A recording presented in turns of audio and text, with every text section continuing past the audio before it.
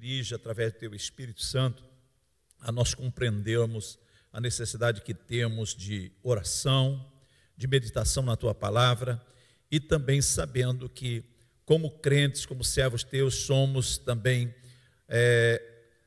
tentados a cada dia que vai passando, mesmo que o Senhor tenha dado o livramento para nós, mas temos que estar sempre vigilantes e a igreja do Senhor precisa de estar atenta em oração, meditação e também vigiando em nome de Jesus. Amém. Eu disse na reunião passada que existem 3 chaves que desbloqueiam as tentações. A primeira chave, que é a chave mais importante para entender o que é tentação, é saber de onde vem a tentação. Só vou dar uma recapitulada aqui, porque a gente diz que a tentação, tudo bota a culpa no diabo, e às vezes não é o diabo.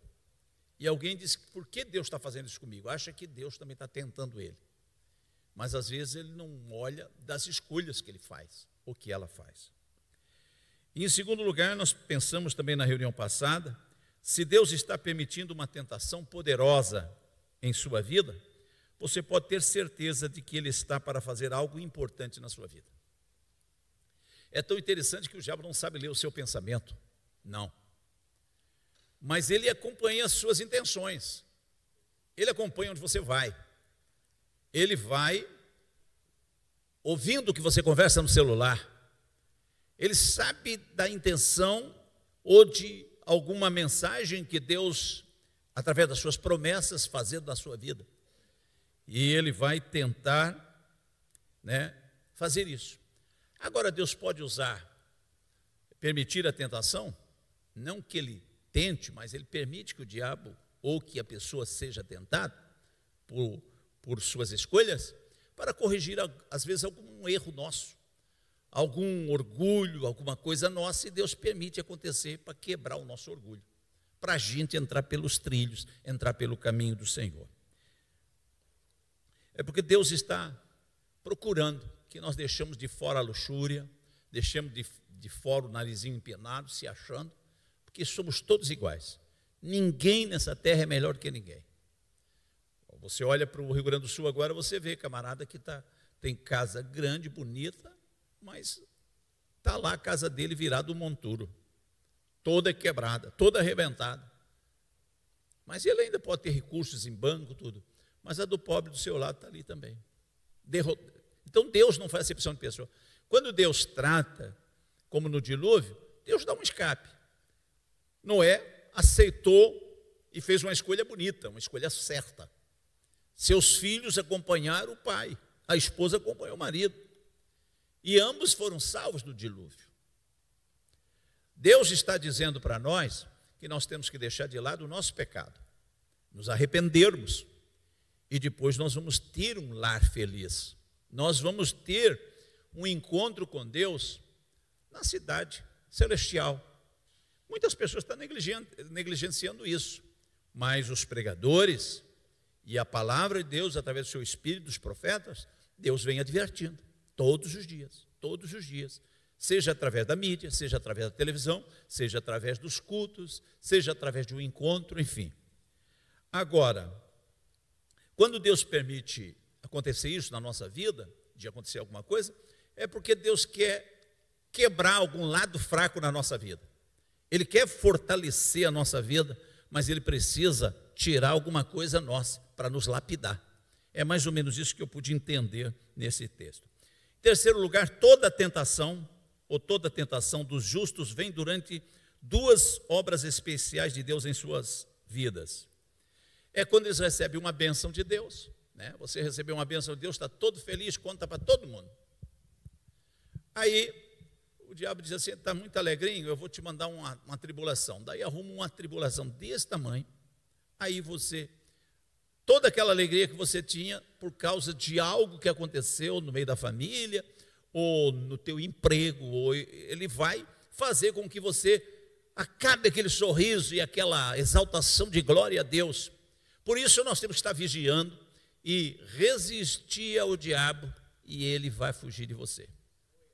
Mas como é que se sujeita ao diabo? Foi o que eu disse na vez passada. Leia o versículo que vem antes. Dentro do mesmo versículo tem um contexto.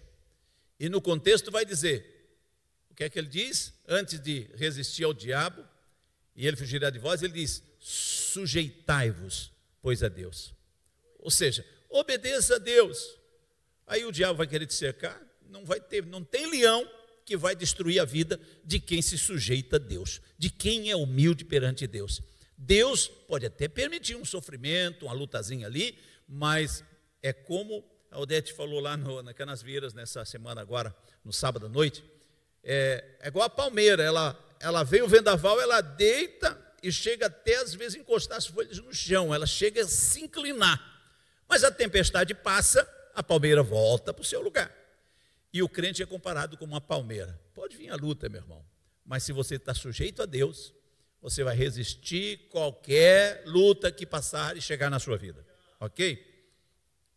E eu disse, essa é a primeira, quando você recebe uma bênção de Deus e está todo feliz, e a outra é, antes de abrir uma nova porta para você, que Deus está abrindo uma porta, aí você conta para alguém, daqui a pouco fechou-se a porta.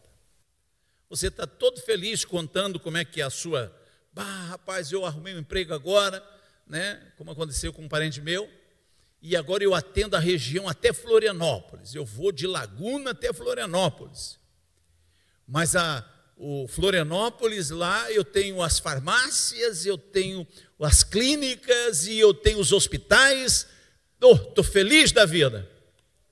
Aí o diabo arrumou um outro colega dele, que depois de uns 3 meses da felicidade dele, vai lá dizer assim para o chefão lá, eu estou visitando as farmácias lá em Florianópolis, e eles dizem que o representante não passou por lá ainda. Estão lá esperando que um representante passe. Aí o chefe disse, não, então eu vou te dar aquela área lá para ti, e vou deixar o fulano de tal só de Ibituba para lá, e vou dar Ibituba para Criciúma, para aquela região lá para ele. E o filé mignon dele estava onde? Aqui. Mas às vezes o boca grande quer se exibir, quer mostrar que está bem, é melhor ficar quieto, sim ou não? Eu estou num culto de doutrina, se você gostou, não gostar, saiba, abre bem o teu ouvido aí, porque eu sou franco assim mesmo. Nunca conte, abre o teu segredo para ninguém, faça quietinho. Deus te deu, vai amontoando, é benécias para você, é conforto para você, para a sua família. Não fique preso a isso, porque pode vir uma enchente e levar tudo. Pode dar um vendaval e arrancar todo o telhado da tua casa. Tenha bens, mas não apegue o teu coração ali. Diz primeiro o reino de Deus, a sua justiça, e estas coisas aí materiais serão acrescidas. Amém? Então, antes de Deus abrir uma nova e abençoada porta, o diabo vai querer fechar.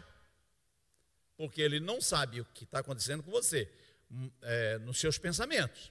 Mas ele sabe o que está acontecendo literalmente com você. Ele sabe onde você está caminhando, onde você entra, onde você vai, o que você está conversando com alguém. Ele tem uma secla dele ali que está ali acompanhando você para azucrinar a sua vida. Por isso eu sempre oro, Senhor, se um laço tiver aí para prender o pé do teu filho, da tua filha, o Senhor corta esse laço. Não deixe ele ser preso, Senhor. Corta os laços em nome de Jesus, e muitos têm sido abençoados por Jesus. É que nem a história que eu falei aqui na terça-feira passada do vagalume. A cobra querendo comer o vagalume disse, mas vem cá, por que tu quer me comer? Eu não sou da tua cadeia alimentar. Vai comer um sapo, vai comer outro bicho aí, deixa eu de lado. Mas tu quer saber por que eu quero te comer? É porque tu brilha. O vagalumezinho acendia a luz e apagava, acendia a luzinha e apagava. Quando você estiver brilhando, dê glória a Deus e dedica toda a honra e toda a glória para Deus, porque Deus vai fazer eu e você brilhar sim. Tem coisas que ainda não aconteceram na minha vida, mas eu tenho as promessas de Deus que estão guardadas no coração. Então essas promessas, elas vão acontecer no tempo certo. Glória a Deus. Vamos caminhar aqui. Então uma ilustração poderosa disso está registrada aqui no Salmo 40. Este é um relato fascinante de como uma inundação de tentações incríveis vieram e abateu sobre Davi. E foi imediatamente após uma das suas maiores vitórias. Nós vamos ler o versículo 10, do Salmo 40.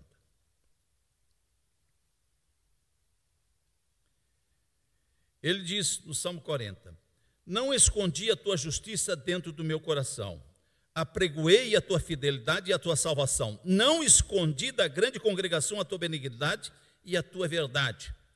Aí voltamos lá para os 5, ele vai dizer: muitas são, Senhor meu Deus, as maravilhas que tem operado para conosco. E os teus pensamentos não se podem contar diante de ti. Eu quisera anunciá-los e manifestá-los, mas são mais do que se pode contar. Então Davi vai dizer no versículo 6 e no 8: sacrifício e oferta não quiseste, os meus ouvidos abriste, holocausto e expiação pelo pecado não reclamaste. Aí no versículo 8 ele vai dizer: deleito-me em fazer a tua vontade, ó Deus meu. Sim, a tua lei está dentro do meu coração. Davi estava diante de um momento maravilhoso.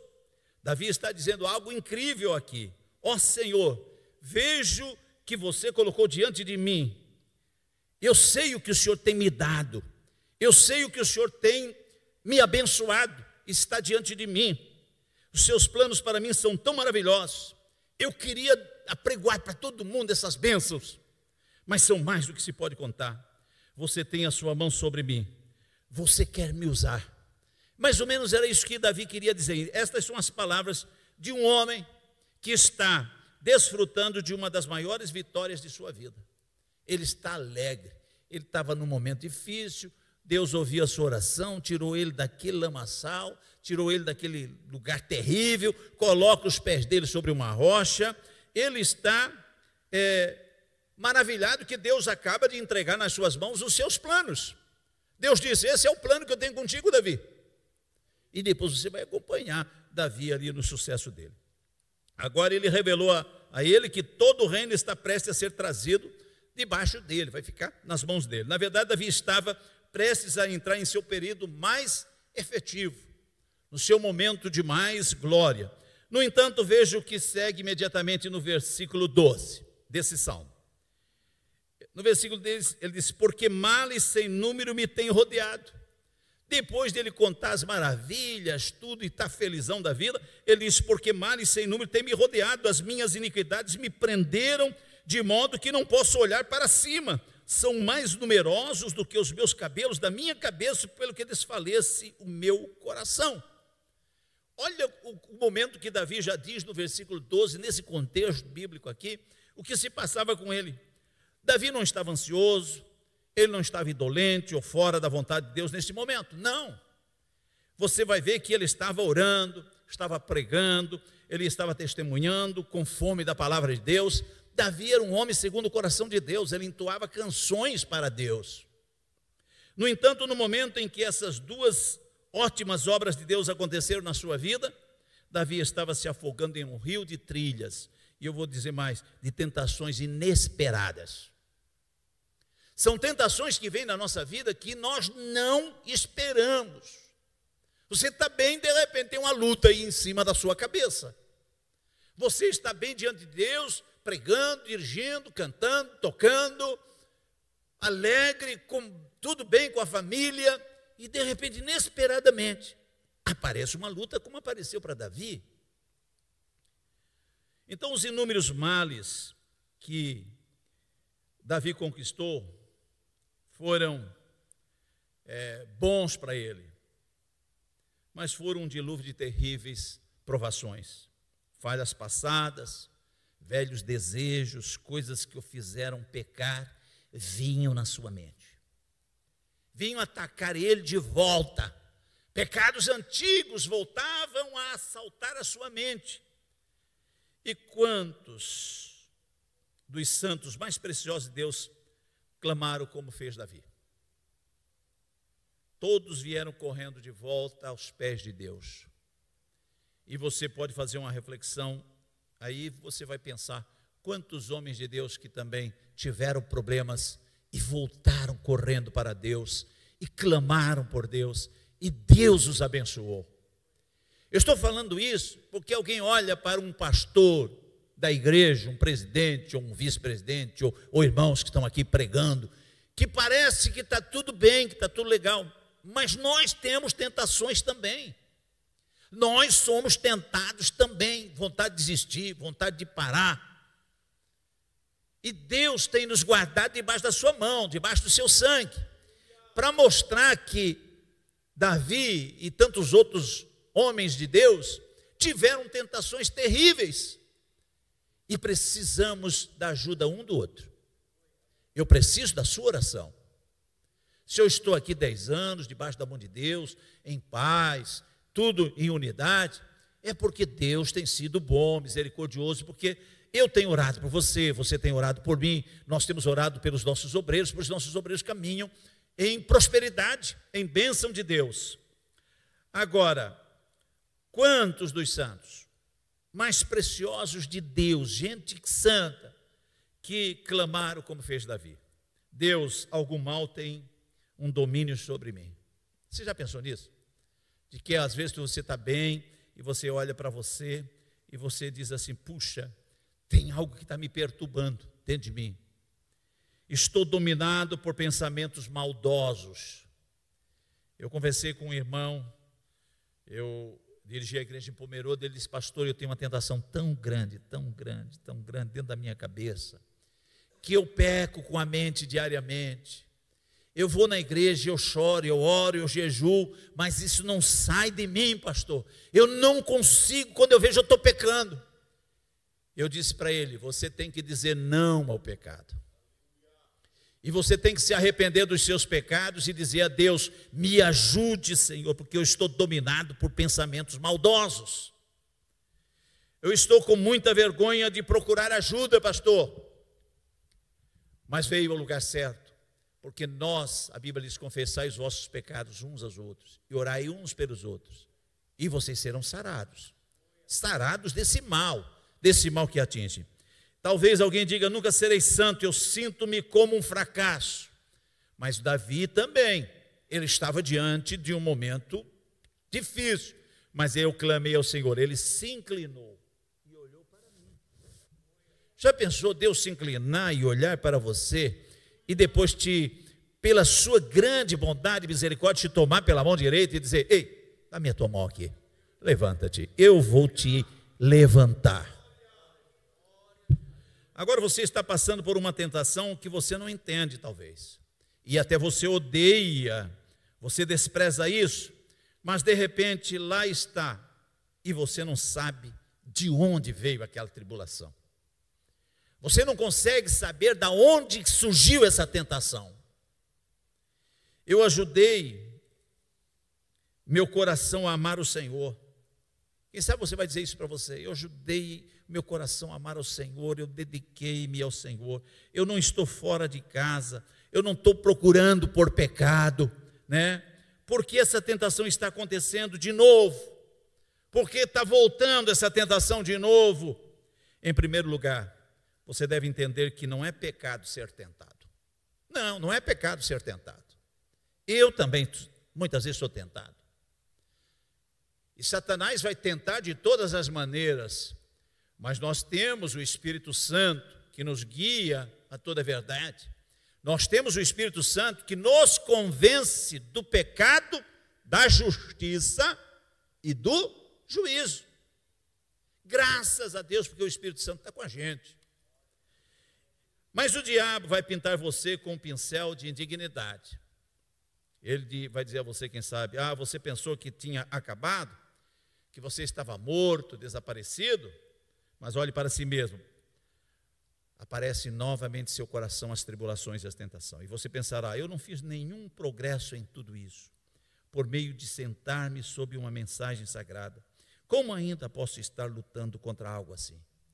E essas mensagens vindo na minha mente, e eu quero me livrar dela. No entanto, a verdade é que quanto mais você é justo, eu escrevi aqui, mais vergonha você sente quando passa por essas tentações. Porque quem é santo, quem serve a Deus de coração, quando vem essas tentações, e você é justo, você sente vergonha. Eu lembro de alguém que tinha pecado, ele era solteiro, pecou, E ele me procurou e disse: pastor, eu preciso confessar para você. Até essa semana eu andei justo diante de Deus, mas essa semana eu errei, pequei. E começou a chorar e chorou amargamente. Eu estendi a mão, eu estava no volante, ele estava sentado ao meu lado no carro. E eu estendi a mão sobre ele e disse: eu vou orar por você. E Deus vai passar uma borracha na sua mente, vai limpar tudo isso aí, vai te purificar de todo pecado. Você vai ficar um pouquinho afastado da comunhão, mas Deus vai te limpar completamente, porque você se arrependeu e você está aqui envergonhado do que você fez, não porque alguém viu, ninguém viu, foi você e a pessoa lá, mas é por causa do teu Deus que está te vendo, e é por causa que Satanás está te vendo e te tentou a isso. Então orei naquele dia em lágrimas, e ele se levantou, e é uma bênção de Deus. Então como é que eu posso viver isso aqui? Porque você não quer mais sofrer, então você tem vergonha daquilo que está acontecendo na sua vida. Existe um Deus santo, Ele está te acompanhando, vendo você e te acompanhando, e acompanhando a mim, meus passos. Mas além do olhar de Deus, tem o olhar de Satanás também me acompanhando. Ele não consegue saber o que eu penso, Deus sabe. Antes que venha uma palavra na minha mente, Deus já sabe. Mas Satanás, ele pode até jogar uma seta maligna na tua mente, dizendo umas palavras, e tu começar a maquinar aquelas palavras pensando que é do teu pensamento, mas veio de fora. E você pode até pensar que é você e não é. Às vezes não, sempre será o Satanás querendo jogar coisa ruim em você.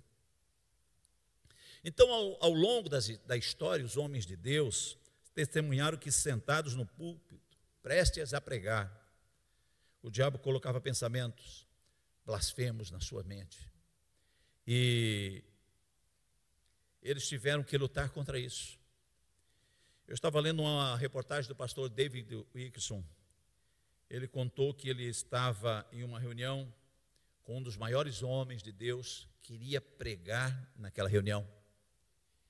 E ele disse que a presença do Senhor foi muito forte naquela noite.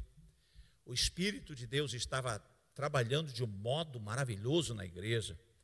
E ele disse que um pastor que ia pregar, um amigo dele, um homem acima dele, em moral, em capacidade, em glória, em tempo de ministério, chegou e disse para ele: Wilkerson, ore por mim, porque eu vou pregar agora e uma seta maligna está aqui na minha mente, me tentando, ore por mim. Enquanto a igreja estava ali, ele dobrou os joelhos e disse: Wilkerson, David Wilkerson, ore por mim. E ele teve que botar as mãos sobre aquele homem de Deus e orar por ele. E ele ficou maravilhado, porque quando é uma pessoa menor no ministério, é fácil de orar, mas um acima dele, reconhecer que estava sendo tentado pelo Satanás, antes da mensagem, que ele ia fluir a mensagem de Deus, ele se sente atacado, e ele pede para David Wilkerson orar por ele, e David Wilkerson orou por ele, e Deus o restaurou ali na hora, e saiu aquelas coisas terríveis da sua mente, e ele começou a pregar, e a glória de Deus continuou se movendo dentro da igreja, e Deus fez o que tinha para fazer, porque ele tinha se preparado. Mas uma seta maligna é a mesma coisa quando alguém que prega. Nós temos vários itinerantes aqui, tem o pastor Jorge Paes, tem o pastor, sempre esqueço dele, Félix, tem vários pastores que são itinerantes que pregam por aí. É muito fácil, depois de você pregar, você terminar de pregar e um irmão chegar depois do culto e dizer: irmão, tu quebrou tudo, Deus te abençoou, rapaz, olha, eu nunca vi ninguém pregar igual você foi um anjo de Deus essa noite. E a pessoa se encher de orgulho, como lá aquele que não deu glória a Deus foi comido de bicho, né? O rei lá, eu acho que é o rei Herodes, não deu glória a Deus, não deu a glória para Deus, o bicho comeu ele, né? Um verme comeu ele, suspirou, morreu. E pode chegar de o pregador ser meio também igual a Pedro, meio grossão assim, e dizer: irmão, eu sei, o diabo já me falou quando eu desci do púlpito, que eu preguei bem. Também não é assim, né, ô meu irmão aí, que está me ouvindo aí pela internet. Então, sempre que Deus nos usa, transmita toda glória e honra para Deus. Jesus e Paulo experimentaram grandes tentações nas mesmas duas ocasiões. Veja que o próprio Jesus é o nosso melhor exemplo. E você vai ver que, em matéria de compreensão, em matéria de conquista da tentação, Jesus foi um exemplo para nós. Cristo acabou de ser batizado em águas, ouve uma voz de Deus que desce do céu e diz: este é o meu filho em quem eu me agrado, em quem me comprazo. O Espírito Santo desceu sobre ele em forma corpórea de uma pomba, quer dizer, ali na hora do batismo. Uma voz, como eu disse, fala do céu, reconhecendo-o ao mundo como o próprio Filho de Deus. Este é o meu Filho amado. Nesse momento, Jesus foi honrado e abençoado, sim ou não? Foi.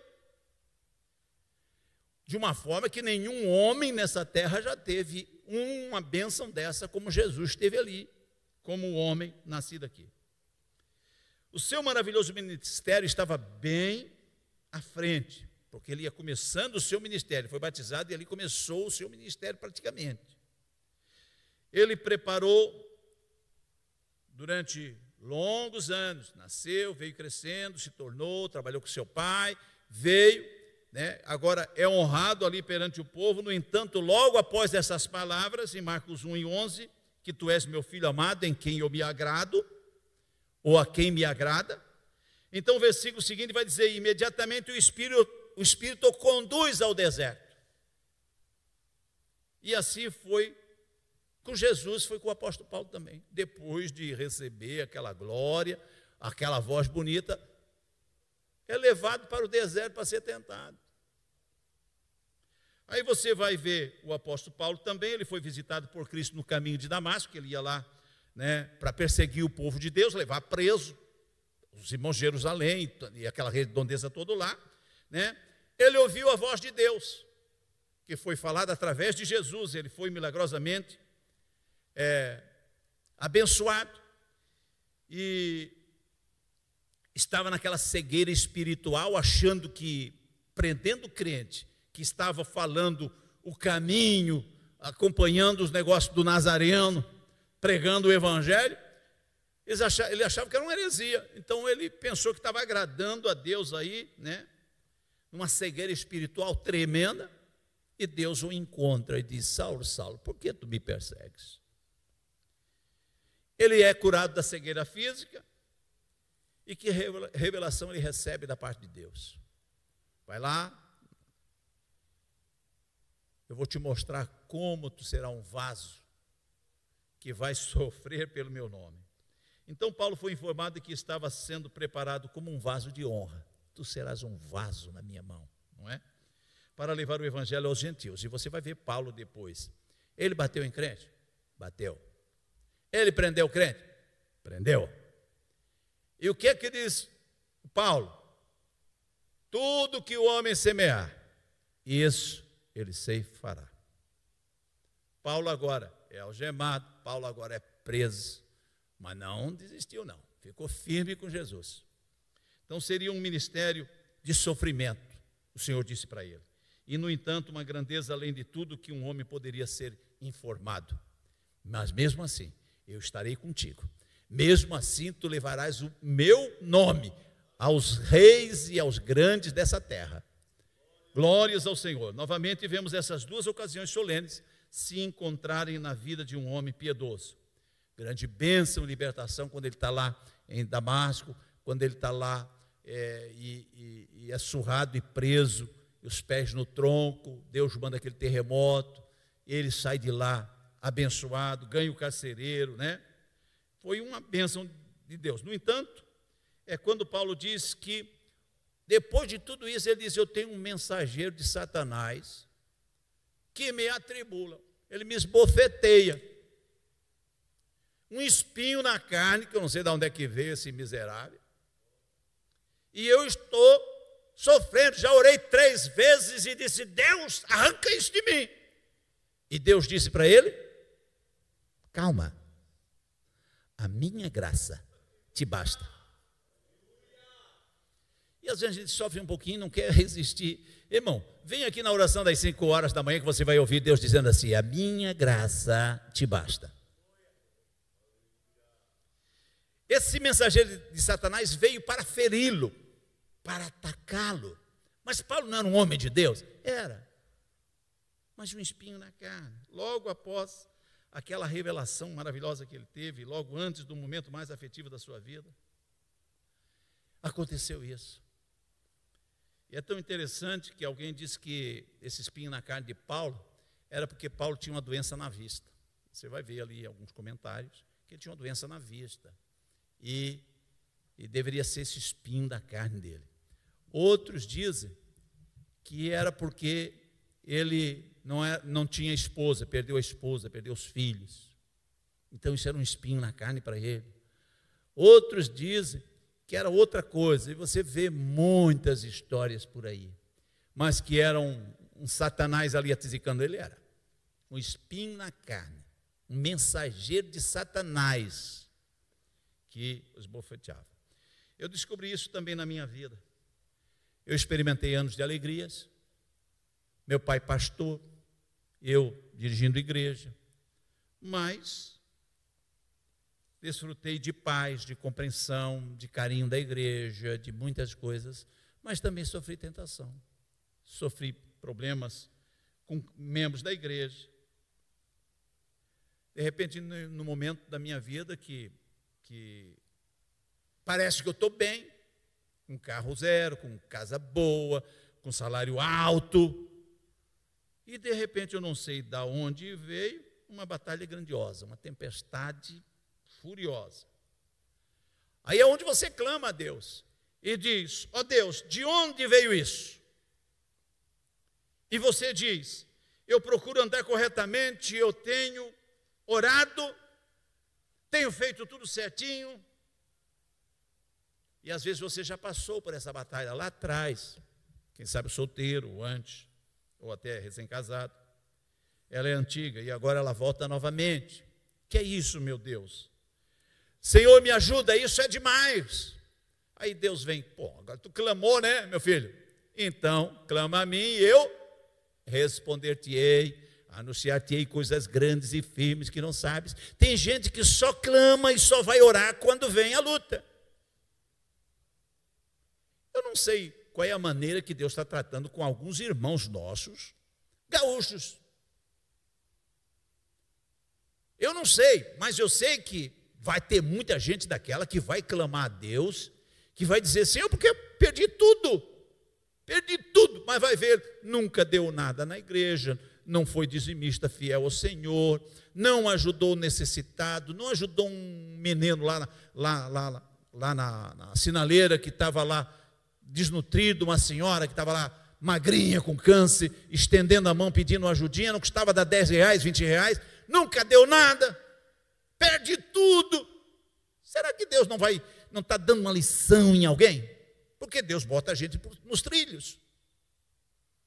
Você sabe que tem muita gente que poderia ser abençoado na igreja, poderia ser muito abençoado, mas meu irmão, ele pensa só nas benécias para ele,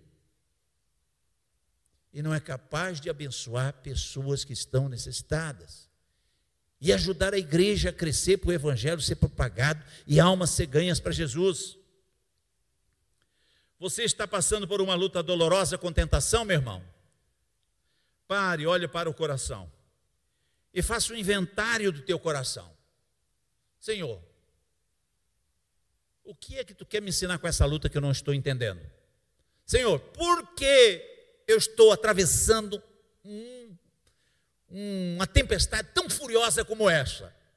E eu estou falando para quem está passando por tempestade, porque você vê todos sentados aqui na igreja, você pensa que está tudo bem, mas você não sabe que aquele irmão está chorando porque o filho dele está nas drogas, ele às vezes está chorando porque a sua filha saiu de casa, não quer mais respeitar, uma adolescentezinha que quer mandar no pai, na mãe. Você não sabe o inferno que ele está passando dentro de casa, ele está numa luta tremenda. Então, pare, olhe para o seu coração e faça um inventário. Senhor, o que é que eu devo fazer? Peça conselhos. Deus lhe disse algo sobre uma maior bênção que vai ser útil na sua vida, então já é um sinal. Puxa, Deus falou comigo já 3 vezes em profecia que tem uma grande obra, tem um negócio comigo. Então pode saber que pode ser uma luta dessa, porque Deus tem um propósito na sua vida. Sobre como levar você, às vezes, mais fundo. Deus quer te trazer para perto você, Deus fala com você, Deus diz, meu filho, ei, quero falar contigo. Ah, Senhor, não tem tempo, mas fica 1 hora no celular. Fica um tempão, pode somar lá durante o dia que você passou 3 horas no celular. Eu já fiz isso, tive que me disciplinar, porque é um vício igual a maconha, o celular. É ou não é? E Deus quer falar contigo, não tem tempo. Não tem tempo para orar, não tem tempo para ler a Bíblia, só faz um sinalzinho ali e vai dormir, só faz isso, faz aquilo. E não tem um tempo para buscar a Deus. Aí Deus diz, tu não quer falar comigo? Então eu vou te permitir. Vou te permitir. Soprar um ventinho. Aí você vem, clama ao Senhor, o Senhor te traz de volta. Deus falou com você sobre abençoar a sua família? Então pode saber que Satanás não está contente, porque Deus disse que vai abençoar a família. Se é Deus que disse, Deus vai abençoar a sua família. Pode crer nisso que eu estou dizendo. Se foi Deus que disse, e a profeta foi homem de Deus, ou Deus te falou em sonho ou em revelação, vai acontecer. O Senhor disse que vai usar muito você para ganhar almas. Satanás disse, esse cara vai entrar no meu território, então eu já vou tentar abortar o ministério dele. Mas dê graças a Deus, porque Deus está com você. O anjo do Senhor está acampado ao redor daquele que o teme. Continua temendo a Deus, e o anjo do Senhor vai estar ali para te defender. Satanás até vai querer se aproximar como um leão rugindo ao nosso derredor. Mas ao nosso redor está o anjo do Senhor. E quem é que vai passar pelo anjo do Senhor? Quem vai passar? Então, Deus está prometendo levar você a um campo de atuação. Então, meu irmão, pode esperar. Você pode estar no limiar de uma nova e gloriosa caminhada com o Senhor, poderosa. Então sabe que, é claro, que vai acontecer. E é claro também que muitos cristãos são fortemente tentados quando são levados por suas próprias concupiscências. Quando eu digo concupiscências, deixa eu olhar aqui a hora, tenho ainda 7 minutos. Quando eu falo de concupiscências, eu estou falando dos desejos da nossa visão, né, os desejos do nosso corpo, né? Concupiscência fala de desejos. E Deus usa provações para trazer nós à superfície. Porque nós não temos mais vindo à superfície. Nós temos lá embaixo, só com a cabeça para baixo. Igual aquela mulher curvada, né? Ela andava assim, até que o Senhor mandou ela se endireitar. E às vezes a gente só pensa curvado para esta terra, e o Senhor às vezes está querendo fazer com que a nossa caminhada seja grande. Ele vai nos trazer a superfície, não mais lá no fundo, ele vai trazer a superfície. No entanto, muitos crentes são tentados não porque estejam olhando para a luxúria, mas porque o diabo sabe que estão prestes a causar dano no seu reino. E eu gosto disso, porque se Deus quer te usar, Satanás vai querer guerrear. Se ele sabe que tu vai ser um vaso nas mãos de Deus, ele vai dizer, esse camarada vai me perturbar, porque ele vai abrir brecha dentro do meu reino, porque ele vai disseminar o reino de Deus.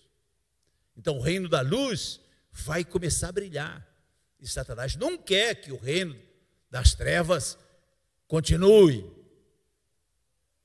perdendo.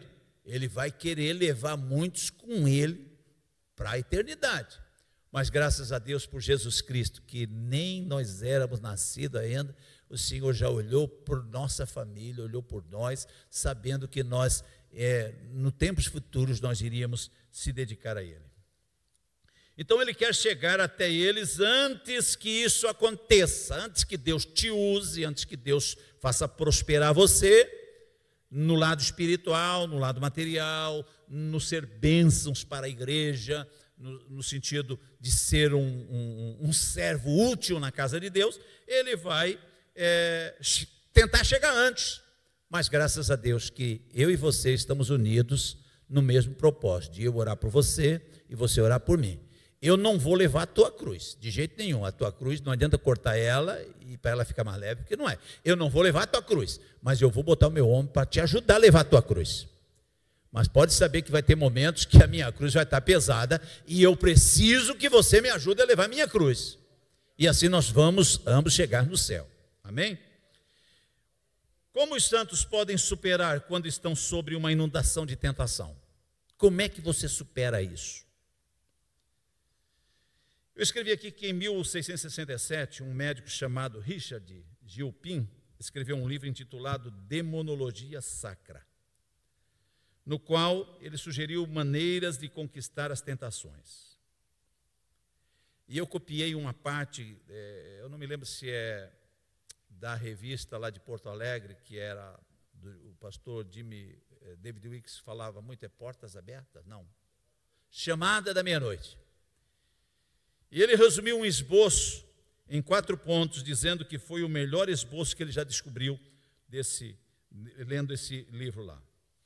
Ele sugeriu aqui algumas maneiras de conquistar as tentações, e eu quero repassar aqui pelo menos 4 pontos também nesta noite para você. Primeiro ele disse, resista ao diabo e nunca recue com medo.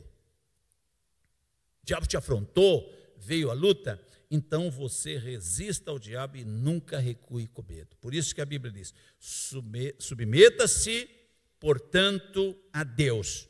Ou sujeitai-vos, numa outra versão, sujeitai-vos, pois, a Deus, resistir ao diabo e ele fugirá de você.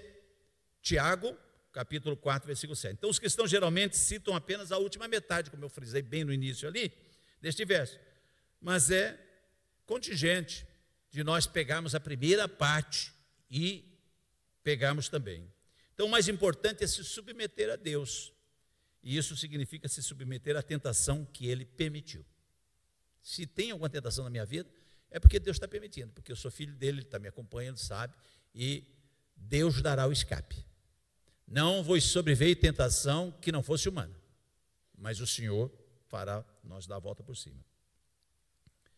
Jesus se submeteu a ser tentado no deserto porque sabia que o pai dele tinha uma mão ali nele. Deus permitiu Jesus ir para o deserto. Se Deus não permitisse, ele não ia. Mas o pai permitiu que Jesus fosse para o deserto. Deus tinha a mão ali nele. Não é? E sabendo que Deus estava junto dele, isso deu força para Jesus para resolver e confrontar o inimigo. Manda que essas pedras se transformem em pão. Está escrito. Teus anjos vão te apanhar aí. Aí o Senhor usava a palavra, também está escrito. Nem só de pão viverá o homem, mas de toda a palavra que sai da boca de Deus. Ele resistiu o diabo. Ele sabia que o pai estava com ele. Os teus anjos vêm, tal. E depois ele teve a carinha de pau de dizer assim para Jesus assim, se tu prostrado me adorares, eu te darei tudo isso aí. Olha isso tudo aí. Ó. Mas Jesus que criou tudo, Jesus sabia tudo. Jesus disse, vai-te, Satanás. Cai fora, vaza. Só o Senhor Deus adorarás e só a Ele servirás. Não tentarás o Senhor teu Deus. Ele pôde sentir que não estava sozinho no campo de batalha. Você nunca vai estar sozinho. Se você está aqui na igreja conosco, se você está aqui nos cultos, escola dominical, culto de oração, vigília, vai lá na congregação cooperata, lá, você nunca estará sozinho. Guarde isso. Deus sempre estará contigo. E Jesus sabia que ele não estava sozinho no campo de batalha. Mas muitos cristãos que são assaltados por grandes tentações começam a se desesperar e até se desprezar-se. Eles crescem desencorajados e deprimidos. E logo eles dizendo que sua fé não funciona. Minha fé não funciona, não tenho fé. Eu não tenho força, e arrei os braços, não é? Eles não percebem que a própria razão pela qual eles estão sendo tentados é porque estão fazendo progresso. Eles ainda não conseguiram entender, é isso que eu queria deixar para você, é que se você está sendo tentado, é porque o diabo está vendo alguma coisa gloriosa da parte de Deus em sua vida. É porque ele sabe que você está progredindo com Deus.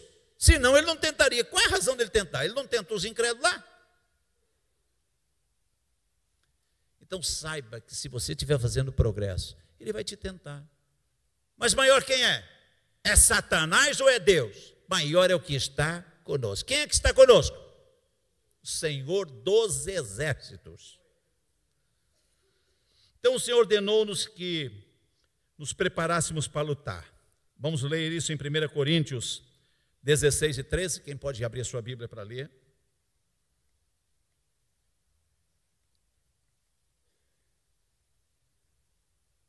E eu vou encerrar aqui, senão... 16 e 13, eu vou encerrar aqui, porque as horas passaram e eu não quero que você vá para casa...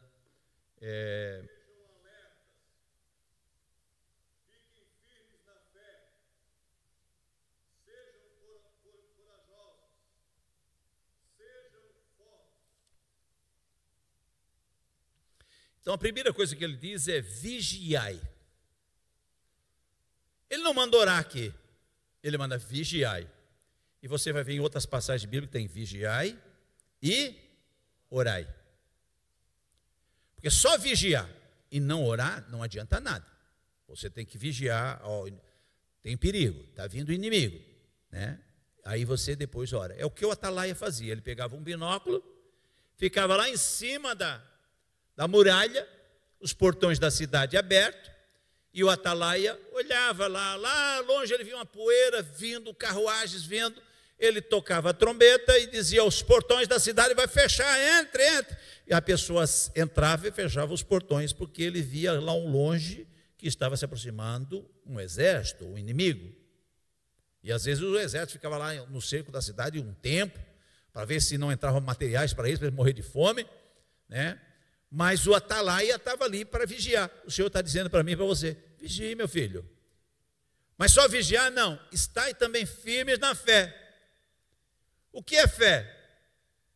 É aquilo que a gente espera, mas não vê. E eu costumo resumir fé da seguinte forma: fé é você acreditar no que Deus te disse. Fé é você crer no que a palavra de Deus assegura. Isso é fé. Fé é eu e você acreditar em Deus.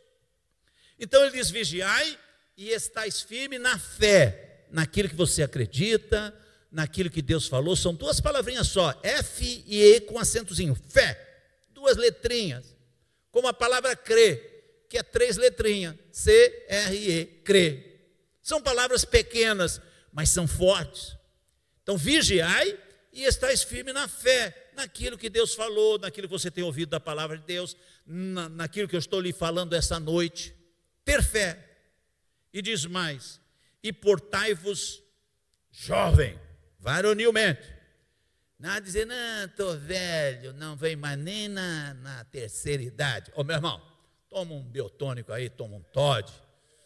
Faz, irmão, faz um xarope aí para ele, de vinho e mais não sei o que lá, com ovo e tal. Aquilo que eles ensinam, né? É só ficar doente, o irmão já ensina um chá, já ensina um negócio, não precisa nem ir no médico. Vigiai, estar firme na fé e portai-vos varonilmente.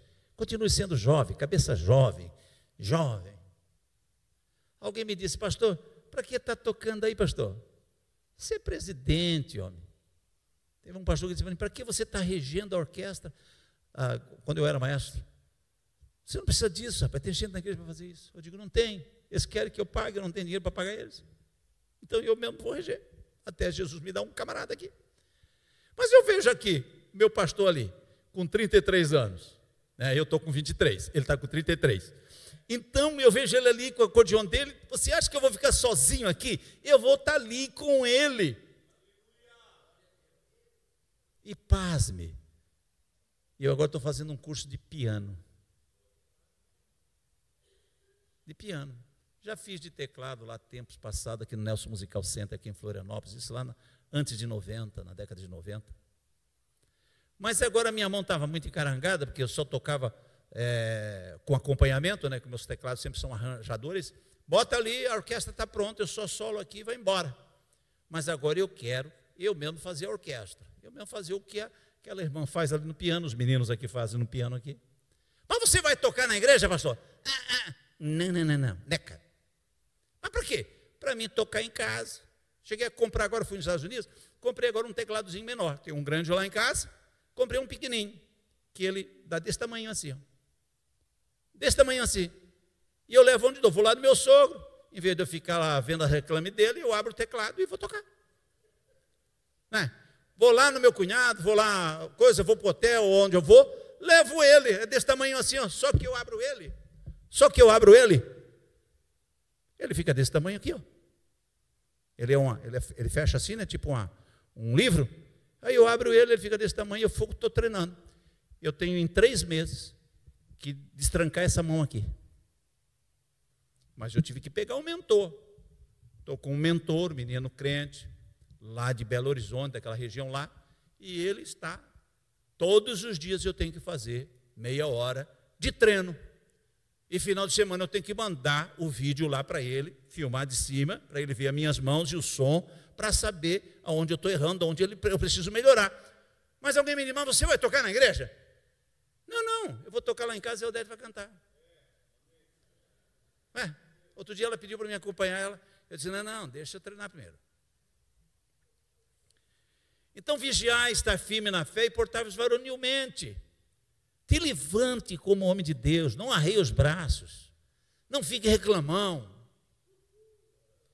E diz, encerrando, dizendo, e fortalecei-vos. Vigiar, você está vigiando. Firme na fé, você está, senão você não estaria no culto de doutrina, de ensino. Varonilmente, eu não sei, tem que dar um xaropinho às vezes, ok? Mas fortalecei-vos. Como é que eu me fortaleço? É quando eu digo, irmão Ledenir, me ajude em oração. Preciso resolver um problema, preciso de oração. Pastor William, você é o pastor da série agora, me ajude, vai lá atender aquele problema lá, vai lá visitar aquele irmão que caiu em casa, ou está lá no hospital, vai lá, me ajuda, vai lá. É isso, eu estou me fortalecendo. Fortalecei-vos, é quando eu oro por você e você ora por mim. Deixa eu te convidar a ficar em pé.